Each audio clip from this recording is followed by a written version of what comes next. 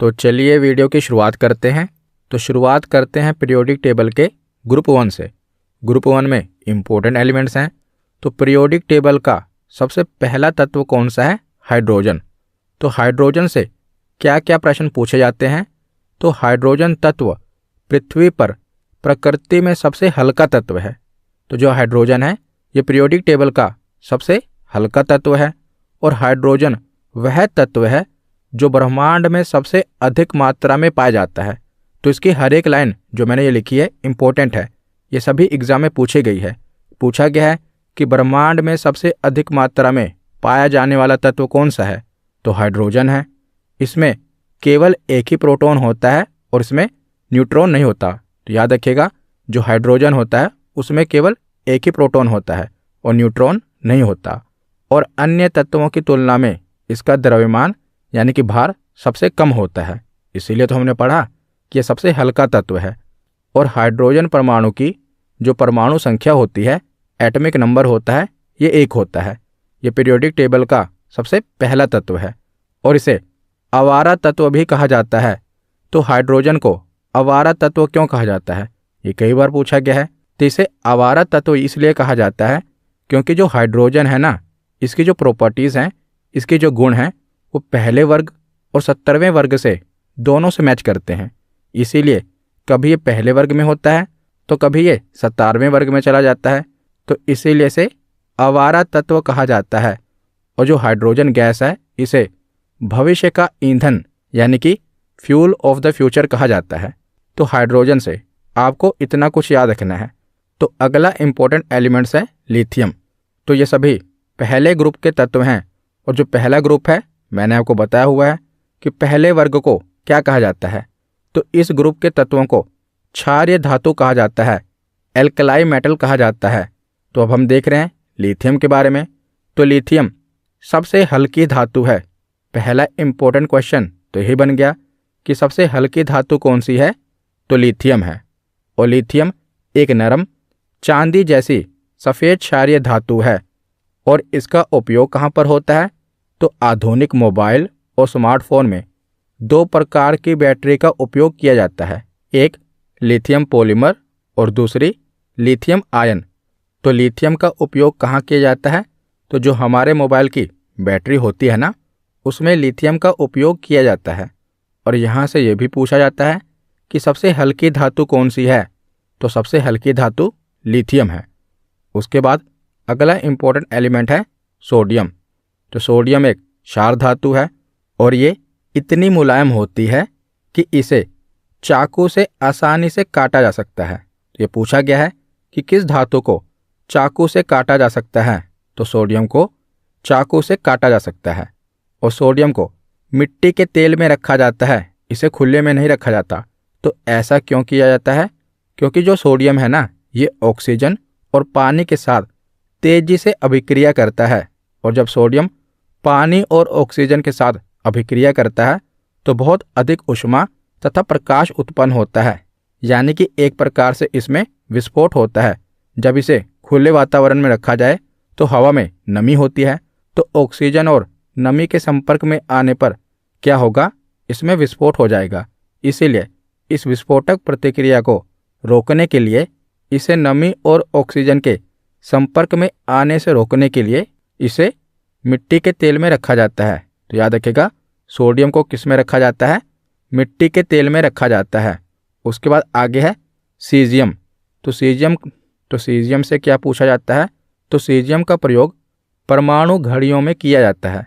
तो जो हम घड़ी पहनते हैं या जो दीवार घड़ी होती है ना, देखा जाए तो हर महीने लगभग इन घड़ियों में 15 सेकंड की त्रुटि हो जाती है, यानी कि ये घड़ियाँ 15 सेकंड लगभग पीछे हो जाती हैं।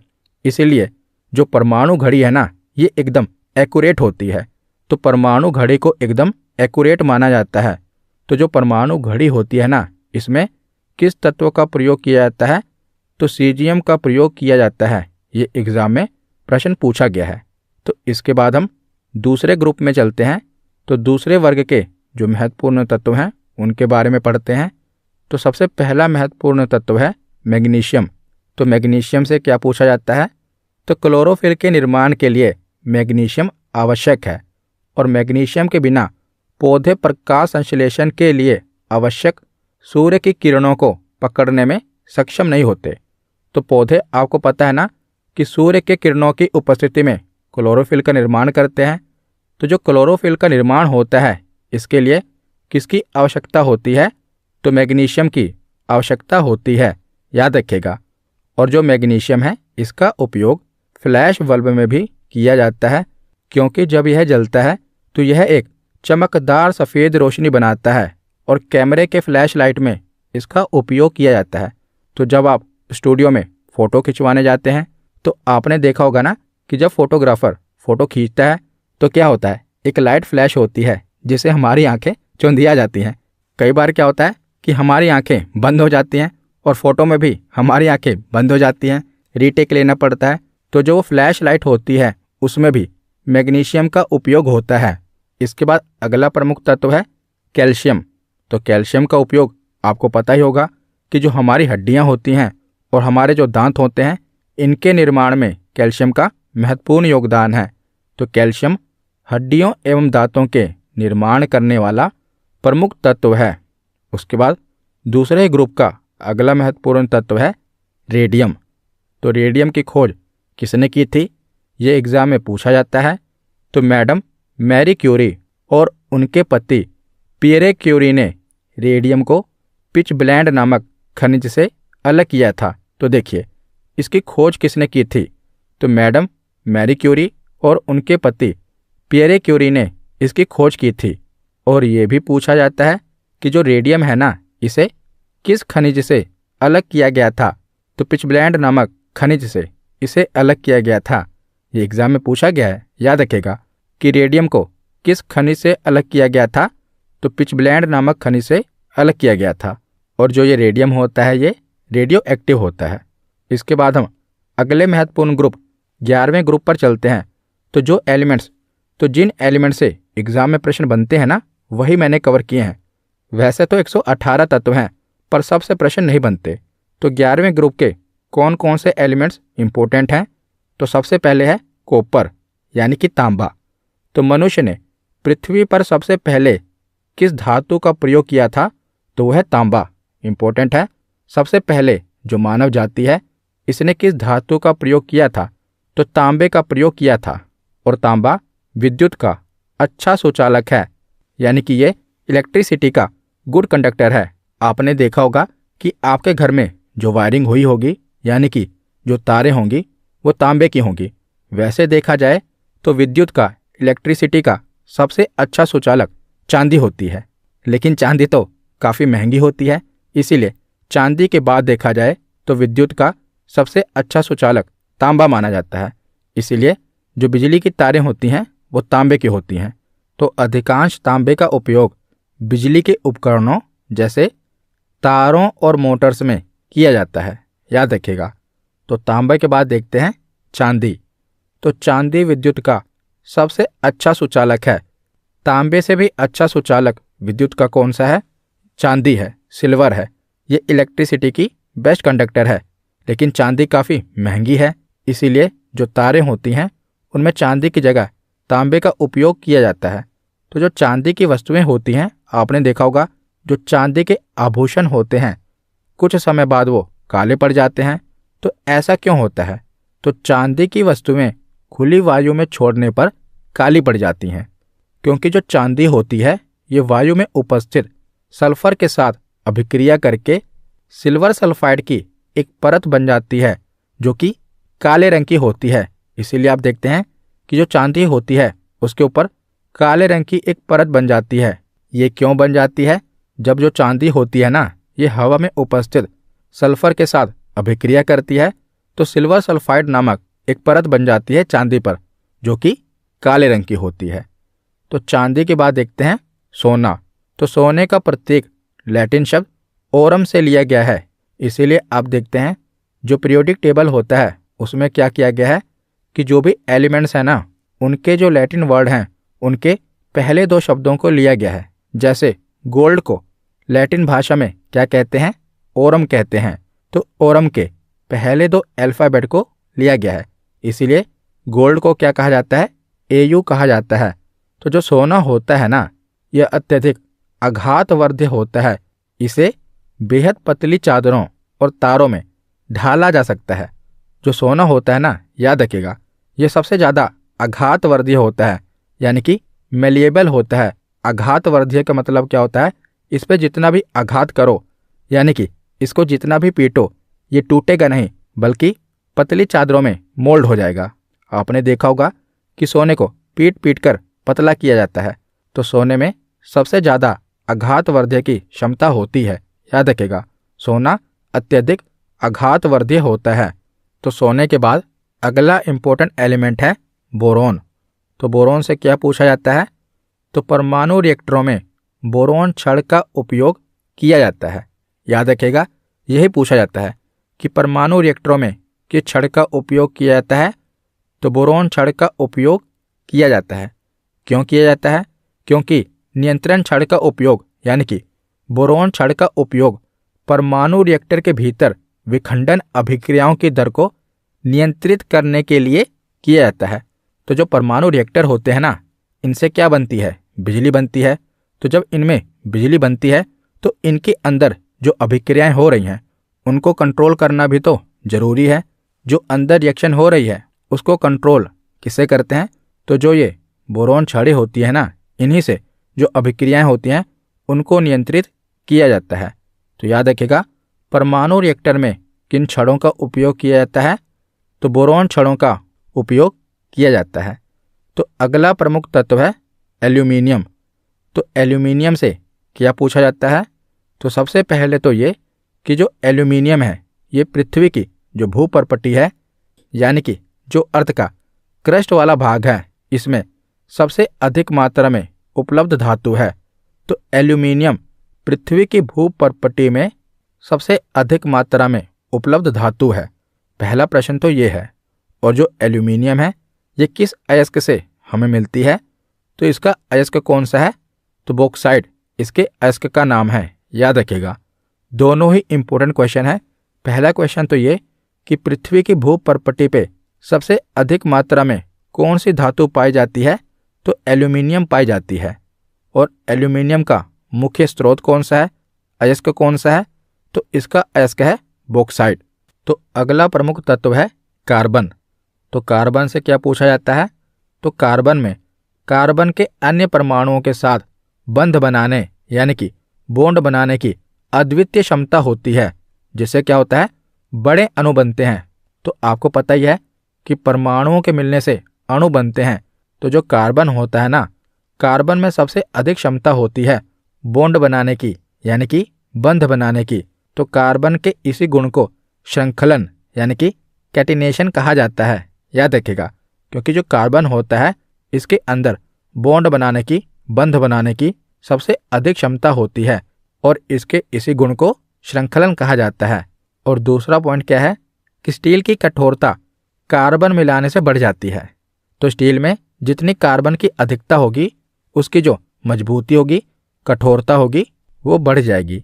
तो कार्बन के बाद है सिलिकॉन। तो सिलिकॉन क्या है? तो ये एक उपधातु है, मेटेलॉइड है। उपधातु क्या होती है?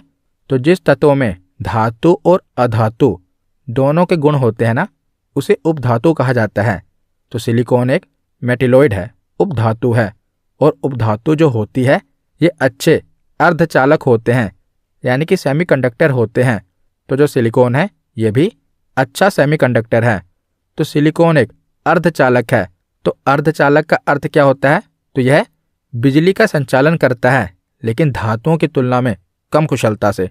धातुएं जो होती हैं वो विद्युत की अच्छी सुचालक होती हैं, लेकिन जो अर्धचालक होते हैं ये बिजली का संचालन तो करते हैं, लेकिन धातुओं की तुलना में कम कुशलता से। तो सिलिकॉन के बाद है नाइट्रोजन। तो जो नाइट्रोजन है ये पृथ्वी के वायुमंडल में सबसे प्रचुर मात्रा में पाई जाने वाली गैस है। तो वेरी इंपॉर्टेंट। तो पृथ्वी के वायुमंडल में सबसे प्रचुर मात्रा में कौन सी गैस मिलती है? तो नाइट्रोजन मिलती है। अगर हम इसका कॉम्पोजिशन देखें तो जो हमारा वायुमंडल है ना, हमारे वायुमंडल में लगभग 78% नाइट्रोजन गैस पाई जाती है और लगभग 21% ऑक्सीजन गैस पाई जाती है। और जो आर्गन गैस है ये 0.93% पाई जाती है और जो कार्बन डाइऑक्साइड गैस है ये 0.036% पाई जाती है। तो देखा जाए तो हमारे वायुमंडल में सबसे प्रचुर मात्रा में कौन सी गैस पाई जाती है? तो नाइट्रोजन गैस पाई जाती है।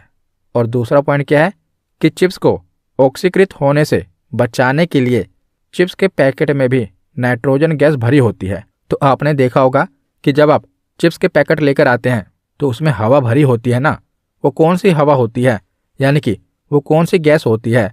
तो वो नाइट्रोजन गैस होती है, ताकि जो चिप्स हैं वो ऑक्सीडाइज ना हो जाएं, यानी कि खराब ना हो जाएं, उनमें बैक्टीरिया ना पैदा हो जाए, इसीलिए उसमें नाइट्रोजन गैस भरी जाती है। तो नाइट्रोजन के बाद अगला इंपॉर्टेंट एलिमेंट है फास्फोरस। तो प्रकृति में फास्फोरस के विभिन्न प्रकार के अपरूप हैं। तो फास्फोरस के महत्वपूर्ण अपरूप के प्रकार कौन कौन से हैं? तो सफ़ेद फास्फोरस, काला फास्फोरस और लाल फास्फोरस। तो सबसे पहले देखते हैं लाल फास्फोरस यानी कि रेड फास्फोरस। तो यह गंधहीन होता है और ये जहरीला नहीं होता। जो लाल फास्फोरस होता है ना, इसका उपयोग कहाँ किया जाता है? तो आपने जो माचिस की तीली देखी होगी उसके ऊपर का जो मसाला होता है ना, वही रेड फास्फोरस होता है, यानी कि लाल फास्फोरस होता है। तो याद रखिएगा, माचिस की तीली के ऊपर किसका इस्तेमाल किया जाता है? तो लाल फास्फोरस का इस्तेमाल किया जाता है। उसके बाद है सफ़ेद फास्फोरस। तो जो सफ़ेद फास्फोरस होता है यह जहरीली प्रकृति का होता है और जब इसे कार्बन डाइसल्फाइड के साथ मिलाया जाता है तो यह घुल जाता है और सूर्य के प्रकाश में वाष्पित होकर सिंदूरी फास्फोरस बनाता है, जो कि अंधेरे में चमकता है। तो जो सफ़ेद फास्फोरस होता है ये जहरीली प्रकृति का होता है और अंधेरे में चमकता है। इसके बाद है काला फास्फोरस। तो जो काला फास्फोरस होता है ये दो प्रकार का होता है, अल्फा काला और बीटा काला। तो फास्फोरस से आपसे यही प्रश्न बनता है कि जो माचिस की तीली होती है ना, इस पर किसका उपयोग किया जाता है? तो लाल फास्फोरस का उपयोग किया जाता है। तो अगला इंपॉर्टेंट एलिमेंट है आर्सेनिक। तो आर्सेनिक क्या है? तो ये जल प्रदूषक का कारक है, यानी कि जब जल में इसकी मात्रा बढ़ जाती है तो ये जल को पोल्यूट कर देता है, प्रदूषित कर देता है। और ये पश्चिम बंगाल और आसपास के इलाकों में होता है जहाँ पीने के पानी में आर्सेनिक बढ़ गया है। तो इसकी अधिकता से क्या होता है? तो इसकी अधिकता से ब्लैक फुट नामक बीमारी हो जाती है। याद रखिएगा, आर्सेनिक क्या है? ये जल प्रदूषक का कारक है और इसकी अधिकता से कौन सी बीमारी हो जाती है? तो इसकी अधिकता से ब्लैक फुट नामक बीमारी हो जाती है। इसके बाद आगे हम चलते हैं। तो अगला इंपॉर्टेंट एलिमेंट है ऑक्सीजन। तो ऑक्सीजन पृथ्वी की भूपर्पट्टी में सबसे अधिक मात्रा में पाया जाने वाला तत्व है। याद रखिएगा, लास्ट में मैं आपको पूरी लिस्ट बता दूंगा कि पृथ्वी पर कौन सा तत्व ज़्यादा पाया जाता है, कौन सा हल्का है, कौन सा भारी है, वो लास्ट में हम कवर कर लेंगे। तो जो ऑक्सीजन है ना, ये पृथ्वी की भूपर्पट्टी पर सबसे अधिक मात्रा में पाया जाने वाला तत्व है। पहले हमने धातु पढ़ी थी, तो धातु कौन सी है? तो एल्यूमिनियम है, जो कि पृथ्वी की भूपर्पट्टी पर सबसे अधिक मात्रा में पाई जाती है। लेकिन यहाँ पूछा क्या गया है? तत्व। तो सबसे अधिक मात्रा में कौन सा तत्व पाया जाता है? तो ऑक्सीजन पाई जाती है। और ऑक्सीजन ही मानव शरीर में भी सर्वाधिक मात्रा में पाया जाने वाला तत्व है।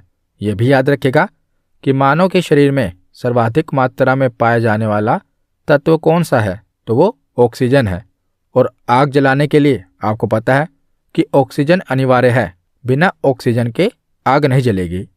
तो ऑक्सीजन के बाद है सल्फर। तो सल्फर का उपयोग किस में होता है?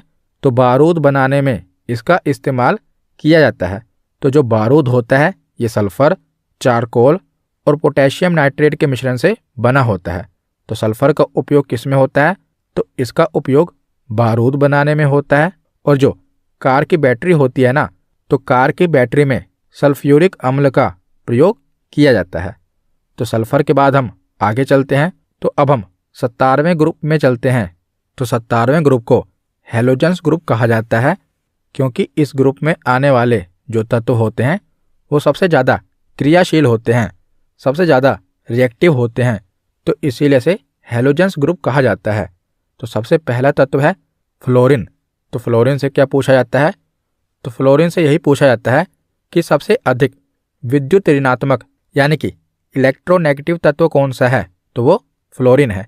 इलेक्ट्रोनेगेटिव क्या होता है, इलेक्ट्रोपॉजिटिव क्या होता है, इलेक्ट्रॉन एफिनिटी क्या होता है, ये सब मैंने आपको पिछली वीडियो में बताया हुआ है। यहाँ पर आप इतना याद रखिए कि फ्लोरीन जो है ये सबसे अधिक विद्युत ऋणात्मक तत्व है, ये सबसे अधिक इलेक्ट्रोनेगेटिव तत्व है। तो इसके बाद है क्लोरीन। तो क्लोरीन का उपयोग किसमें होता है? तो इसका उपयोग जल के शुद्धिकरण में किया जाता है, यानी कि वाटर प्योरिफिकेशन के लिए क्लोरीन का इस्तेमाल किया जाता है। और हैलोजन ग्रुप में सर्वाधिक इलेक्ट्रॉन बंधुता वाला तत्व भी क्लोरीन ही है, यानी कि सबसे अधिक इलेक्ट्रॉन एफिनिटी वाला तत्व भी क्लोरीन है। उसके बाद है तो ब्रोमीन से एक ही सवाल पूछा जाता है कि बताइए कौन सी ऐसी अधातु है जो द्रव अवस्था में पाई जाती है, यानी कि लिक्विड फॉर्म में पाई जाती है? तो वो है ब्रोमीन। यहाँ से यही पूछा जाता है। तो देखिए, दो प्रकार के क्वेश्चन पूछे जाते हैं। पहला क्वेश्चन तो ये है कि कौन सी ऐसी धातु है जो द्रव अवस्था में पाई जाती है? तो वो पारा है। जब धातु पूछी जाए कि कौन सी ऐसी धातु है जो द्रव अवस्था में पाई जाती है, तो वो पारा है। जब पूछा जाए कि कौन सी ऐसी अधातु है जो द्रव अवस्था में पाई जाती है, तो वो कौन सी होगी? ब्रोमीन। तो ब्रोमीन के बाद है आयोडीन। तो आयोडीन भी एक अधातु है, लेकिन ये चमकीला होता है और इसकी कमी से कौन सा रोग हो जाता है? तो कई बार ये एग्जाम में प्रश्न बना है कि आयोडीन की कमी से कौन सा रोग हो जाता है? तो इसकी कमी से घेंघा रोग हो जाता है। याद रखिएगा, कौन सा रोग? घेंघा रोग आयोडीन की कमी के कारण होता है। तो इसके बाद हम 18वें ग्रुप में यानी कि 18वें वर्ग में चलते हैं। तो 18वें ग्रुप को अक्रिय वर्ग, शून्य वर्ग और निष्क्रिय वर्ग कहा जाता है, क्योंकि ये जो वर्ग होता है ये नॉन रिएक्टिव ग्रुप है, यानी कि शांत ग्रुप है। जैसे हमने पढ़ा कि जो 17वां ग्रुप है वो सबसे ज़्यादा क्रियाशील है, उसी प्रकार जो ये 18वां ग्रुप है ये सबसे निष्क्रिय ग्रुप है, यानी कि नॉन रिएक्टिव ग्रुप है। तो इसमें सबसे पहले है हीलियम। तो हीलियम से क्या प्रश्न बनते हैं? तो हीलियम गैस है और हल्की गैस है। तो इसका उपयोग समुद्री गोताखोरों द्वारा श्वसन के लिए ऑक्सीजन और हीलियम का उपयोग किया जाता है। तो जब जो समुद्री गोताखोर होते हैं ना, ये समुद्र के अंदर जाते हैं, तो जो उनका ऑक्सीजन सिलेंडर होता है उसमें ऑक्सीजन के साथ कौन सी गैस मिलाई जाती है? तो हीलियम गैस मिलाई जाती है, क्योंकि जो मनुष्य होता है ना, ये प्योर ऑक्सीजन नहीं ले सकता। आप अभी भी जो सांस ले रहे हैं, तो वायुमंडल में हमने पढ़ा ना कि कई सारी गैसों का मिश्रण है। इसमें नाइट्रोजन भी है, ऑर्गन भी है, ऑक्सीजन भी है। तो जो ऑक्सीजन गैस होती है ये काफ़ी भारी होती है, इसीलिए हम प्योर ऑक्सीजन नहीं ले सकते। इससे क्या होगा? हमारे फेफड़ों को नुकसान पहुंचेगा। इसीलिए ऑक्सीजन के साथ हीलियम गैस को मिलाया जाता है। हीलियम जो गैस होती है ये हल्की गैस होती है, तो इसे ऑक्सीजन के साथ मिलाया जाता है। और अस्पतालों में भी जो कृत्रिम रूप से सांस दी जाती है ना, तो उसमें भी ऑक्सीजन के साथ हीलियम का उपयोग किया जाता है। तो हीलियम के बाद अगली इंपॉर्टेंट गैस है नियोन। तो इससे क्या प्रश्न बनता है? तो जो नियोन गैस है ना, ये रंगीन प्रकाश देती है और इसे विद्युत टेस्टर में भी इसका उपयोग किया जाता है। तो आपने ये वाला टेस्टर देखा होगा ना कि जब करंट आता है तो इसमें लाइट जलती है। तो जो विद्युत टेस्टर होता है ना, इसमें नियोन का उपयोग होता है। इसके बाद है आर्गन गैस। तो आर्गन से क्या प्रश्न बनता है? तो पृथ्वी के वायुमंडल में सर्वाधिक मात्रा में कौन सी निष्क्रिय गैस पाई जाती है? तो यहाँ पर निष्क्रिय पूछा गया है। तो हमारे वायुमंडल में सर्वाधिक मात्रा में कौन सी निष्क्रिय गैस पाई जाती है? तो वो आर्गन गैस पाई जाती है। तो आर्गन के बाद है जिनोन। तो जिनोन से बस यही प्रश्न बनता है कि जो जिनोन गैस है ना, इसे अजनबी गैस कहा जाता है, स्ट्रेंजर गैस कहा जाता है। जो जिनोन नाम है ये लैटिन नाम है, इसका अर्थ ही यही होता है स्ट्रेंजर। तो जिनोन गैस को क्या कहा जाता है? अजनबी गैस, यानी कि स्ट्रेंजर गैस कहा जाता है। उसके बाद है रेडोन। तो रेडोन सबसे भारी गैस है और ये वायुमंडल में नहीं पाई जाती। याद रखिएगा, रेडोन गैस सबसे भारी गैस है और ये वायुमंडल में नहीं पाई जाती। तो वीडियो के आखिर में कुछ महत्वपूर्ण तथ्य हैं, ये हम पढ़ लेते हैं। यहाँ से डायरेक्ट आपके एग्जाम में प्रश्न बनेगा। तो सबसे पहले है कि पृथ्वी की भूपर्पटी में सबसे अधिक मात्रा में कौन सा तत्व पाया जाता है। तो सबसे अधिक मात्रा में कौन सा तत्व पाया जाता है पृथ्वी की भूपर्पटी पर? ऑक्सीजन। इसके बाद है कि पृथ्वी की भूपर्पटी में सबसे अधिक मात्रा में पाई जाने वाली धातु कौन सी है? पहले क्या था, तत्व कौन सा है, तो वो ऑक्सीजन है। अब पूछा है कि धातु कौन सी है, तो धातु कौन सी है, तो एल्यूमिनियम। इसके बाद है कि सबसे हल्का तत्व कौन सा है, तो सबसे हल्का तत्व कौन सा है, तो सबसे हल्का तत्व है हाइड्रोजन। उसके बाद है कि सबसे भारी प्राकृतिक तत्व कौन सा है, यानी कि मानव निर्मित नहीं, नेचुरल। तो सबसे भारी प्राकृतिक तत्व कौन सा है, तो यूरेनियम है। सबसे भारी तत्व यूरेनियम। उसके बाद है कि सबसे भारी धातु कौन सी है, तो सबसे भारी धातु है ओस्मियम। और सबसे हल्की धातु कौन सी है, तो सबसे हल्की धातु है लिथियम। इसके बाद है कि द्रव अवस्था में पाई जाने वाली धातु कौन सी है, तो द्रव अवस्था में पाई जाने वाली धातु है पारा। और द्रव अवस्था में पाई जाने वाली अधातु कौन सी है, तो ब्रोमीन। इसके बाद है कि विद्युत की सबसे अच्छी सुचालक धातु कौन सी है, तो सबसे अच्छी सुचालक धातु है चांदी। और विद्युत की सुचालक अधातु कौन सी है, तो ग्रेफाइट। सुचालक धातु है चांदी और अधातु कौन सी है, तो ग्रेफाइट। इसके बाद है कि मिट्टी के तेल में रखा जाने वाला तत्व कौन सा है, तो सोडियम। और सबसे आखिर में है कि मानव शरीर में सर्वाधिक मात्रा में पाया जाने वाला तत्व कौन सा है, तो मानव शरीर में सबसे ज़्यादा मात्रा में कौन सा तत्व पाया जाता है, तो ऑक्सीजन पाई जाती है। तो यहाँ पर हमारा थियरी सेक्शन कंप्लीट होता है।